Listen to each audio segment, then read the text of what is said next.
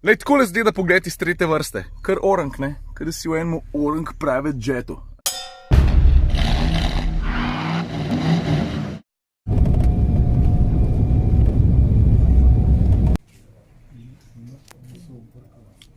Jo, a veš, kje sem? Na Poljskem. Sem me je povabil BMW, zato ker so rekli, mi smo pripravili nekaj v znamenju sedmice, a si za, da bi šel zraven, pa da bi se malo pelil? Lej, piše X7, pa navadna sedmica, BMW CESU Grand Media Tour. Tale tur, a ga vidiš, jaz sem v tem trenutku tukaj v Varšavi, to se pravi poljska prestolnica, traja par dni. Mi bomo odpeljali ta prvi del od Varšave do Prage. Na vozniškem seznamu pa tako, kot smo rekli, 2 sedemke, ne? X7 pa navadna, zdaj pa pejmo počasno, a prav? Evo, avti čakajo ta prvi dan, danes vozimo sedmico, jaz sem zbral tole na sredini. Drugač pa, ker sedmice še nikoli nisem predstavil uživo, pogledaj, takole zgleda. Vem, vsi se boste zataknili ob ledvičke, tudi jaz še vedno trdim, da si jih je treba prevadati, ampak a veš kaj? Stari, bom čist iskren, več jih vidim, rajš jih imam. Bomo pa videli, kako se ta zgodba končala. Da vas malo potolažim, a prav? Vidiš? Niso fake. 750i ima pa 2 lukne, vidiš? Ja, nač, gremo se pelat. Ok, mogoče za feeling. Prvič sedim v novi sedmici, prenovljeni, ne novi, ok, moramo biti, ne? Feeling je zelo podoben, ampak takoj pa opaziš, da se je BMW vsem zelo potrudil. Kaj je še ta prva stvar, ki jo opaziš, ko si usedeš v sedmico, pa narediš prvih 100-200 metrov? Tišina kabine je izredna, takoj opaziš prednosti zračnega vzmetenja, avto je velik, ampak lahkotno vodljiv. To je kar dosti ključno za dobro izkušnjo za volanom, če si v velikem avtu. Veš, kaj hočem reči? Zanimaš občutka, ko me zdaj tukaj ven prišel, komu krog zapeljal, ne? Tega tukaj ni. Všeč mi je, da smo se takoj znašli v domačem okolju sedmice na avtocesti, tudi zato, da ugotoviš, koliko dobra je zvočna tesnitev pri visoki hitrosti, obenem komi čakam, da se usedem tja zadaj. Drugač pa prvi feeling, a ni tako drugače, kot je bilo včasih, no, moram priznati. Ampak visoka raven udobja, to valjda izstopa. Verjamem, da bo tako tudi pri X7. Jaz sem tudi pri podvozju, ki lahko zbiraš pri voznih programih med Sport, Comfort, EcoPro pa Adaptive, zbral Adaptive, kar pomeni, da se podvozje non-stop, konstantno prilagaja vsako sekundo. Ni edini, ki to obvlada, je pa med najboljšimi. Ok, vmes smo imeli kratek pit stop, zdaj sem se presedel v drugo vrsto, Dejan David se je usedel za volan. A veš, zakaj je v drugi vrsti recimo lušten? Tudi zato, ker sediš malo višje od voznika, tudi zato boljš vidiš ven, odprtine, okna so široka. Pred sabo imam čist svoj infotainment system, zberam, kar pač hočem, generalne nastavitve avtomobila, displejev, interior lightinga, to se pravi osvetlitve, celotne kabine, pa ne sem tukaj zadnji, tudi tu spredi.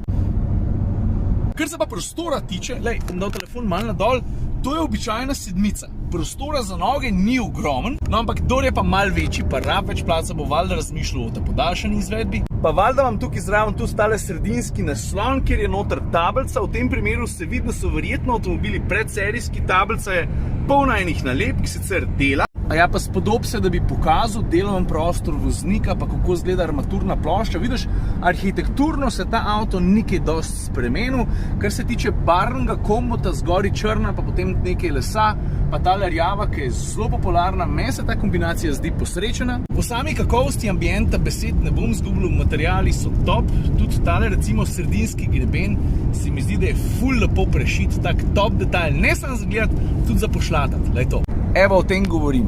Lušten zgleda, lušten je pa tudi pošlatati. A ja, pa da v takih detajlih sploh ne govorim.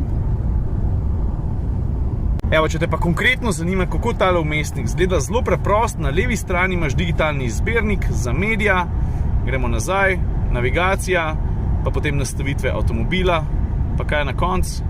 Na koncu pa še različne aplikacije, aha, da vidimo, kaj imamo. A imamo kaj? Nač, v tem trenutku samo weather.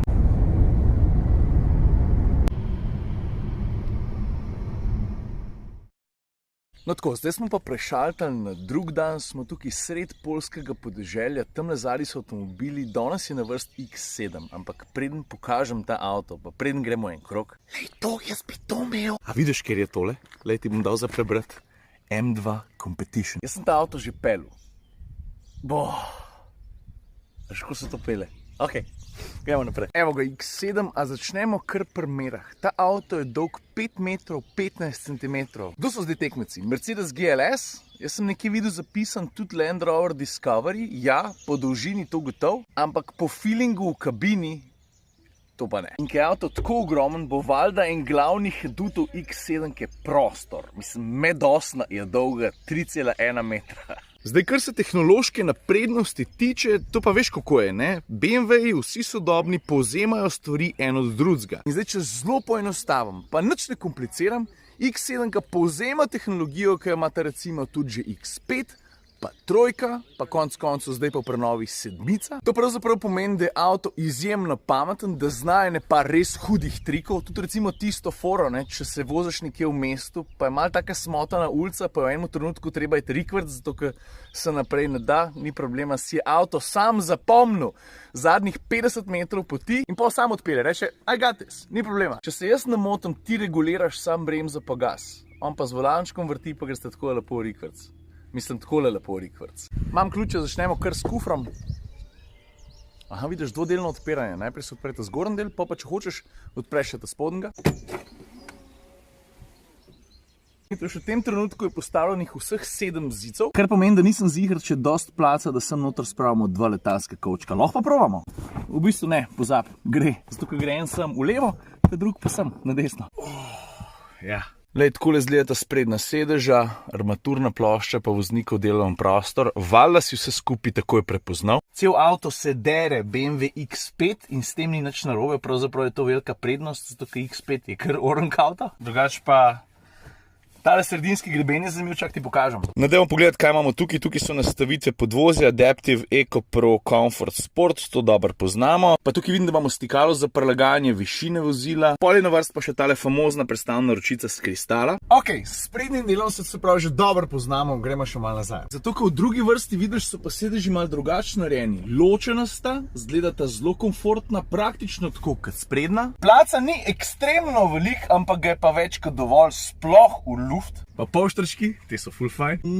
Ok, zdaj pa dosti bancije, treba priti tudi tretjo vrsto. Se pravi, zagrabam tole, dam naprej, sedež gre pa samodejno naprej. A, pa še prekucne se malo, vidiš, kaj se dviguje tudi. Ej, to sploh ni bilo tako hudo. Zdaj pa ta sedež nazaj damo, pa da vidim, do kam pride. Aha, to je še v redu. Ej, dosti je. Stari, a veš kva? Kar v redu. Fajn mi je, da ga čist dosti za glavo, mislim, glede na to, da sem v tretji vrsti. Lej, takole zgleda pogled iz tretje vrste. Kar orank, ne? Kar da si v enem orank private jetu. A se strinjamo? No, tukaj le gor bom pa jaz čist svoj modul zarihtati klimo za zadnji del avtomobila. Fajn, ne? Pa še ena stvar mi je všeč. Doskrat prideš pri velikih avtomobilih v tretjo vrsto, pa tukaj zadnji malo začne pešati tudi dizajn. Mislim, vidiš, da je res narejena za silno, ne? Tukaj so se pa malo potrudili, tudi kar se občutka tiče. Lušten detajl, ne? Ne samo, da so dal cup holder, ampak so poskrbeli ne samo za detajle, tudi za ambientalno osvetlitev. Drugač pa veš, zakaj je BMW naredil ta avto, ne? Zakaj so naredili tako ogromen avto? Glavni trgi, ki ga bodo kupovali, so ZDA, pa valjda Azija. Kitajska, stari. Je pa res, da ene stvari BMW ni mogel skriti, ko pogledaš naprej. V redu je. Ko pogledaš naprej, vidiš ogromen pokrov motorja, dobiš kar malo respekta. Dobro, pa ene stvari pa vse ne smemo pozabiti, ne? Je luksuzen, velik, udobje je na prvem mestu, pa valjda tudi prostor, pa vsa ta tehnologija, ki jo premore, ampak na koncu dneva je pa to še vedno BMW. Tako da iz komforta v sport, pa ki je že glih M50, da bi se moral tudi malo zadreti. Aha. Pa da ne padamo kakšen ovink, ker mimo tega pa vsem ne moramo. Stari. Koliko tehta, ne vem. Po moje 2 tone pa pol, a sem bliz. A pa recimo 2-300. Ampak ovink, čak sem malo, se moram prepričati. Shit, stari. Zelo dober zagrab, predvsem feeling čez volan je zelo dober. Dobra hitrost nabira hitro, ker je zelo zmogljiv, ampak trakcija skozi zavoj pa neposrednost odzivanja karoserije na to, kar jaz hočem, to je pa glede na velikost vrhunsko, moram reči. Moraš biti povsem fejst previden. Masa je masa, fiske pretentati ne moreš. Tako da, ko priješ v zavoj, predvidljivo oddrsne. A pa še eno stvar moramo imeti. Vmes smo prečkali poljsko-češko mejo, zdaj imamo pa pit stop. Najprej gremo pogledati eno pivovarno, logično, se smo na Češkem. Pol nekaj pojemo, pol gremo pa naprej. Najprej si jaz malo več svetlobe sem not spustil, ne? Zelo dobro. Kakšen oken, stari. No, zdaj pa tako, pojedli smo kosilo, prele mi je nekdo na Instagramu komentiral, da je tukaj noter, kaj da bi sedel v avionu v prvem razredu. Ni čistko, ker sem zdaj en ekspert za prvo klaso v avionu. In kaj še tam bil? Je pa veliko prostora, predvsem pa kaj dela razliko. Dobiš svoj naslon, dobiš svoj prostor, kar je v takem avtomobilu sam še dodana vrednost. In feeling je kar uredno, sploh zdaj po kosilu, a veš. Predstavljam si podjetje, mogoče kakšno veliko banko, ki bi vozilo naokrog tiste, ki sedijo tukaj zadaj. Se ne vem, kdo so to. Ha? In ta prostor, ta ambient, kombinacija tega, kar orenk. Ok, zdaj se pa tale luksuzen road trip počas končuje. O 7-ki mislim, da sem vse povedal, o X7 praktično tudi. Zanima me valjda tudi, če bo kakšen testen avto, takrat se mu pa lahko še malo več posvetim. Se veš, dlje se z avtom družiš, boljš ga spoznaš. Z avtom moraš živeti, zato lahko pa kaj pametnega poveš.